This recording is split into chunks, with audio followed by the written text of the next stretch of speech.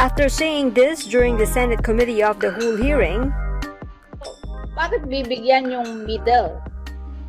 May trabaho sila, kahit lockdown, nagsusweldo sila sa gobyerno, kung employed by the government, kung employed naman ng local,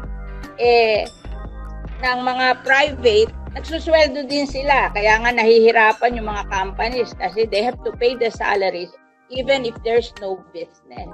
Oo. and getting bashed online,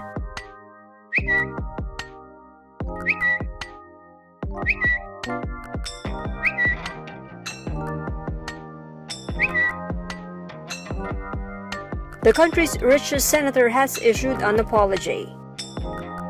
Villar said her intention was to clarify reports about employed middle-class workers that have not been included in the government's social amelioration program. Under SAP, beneficiaries receive 5,000 to 8,000 cash assistance.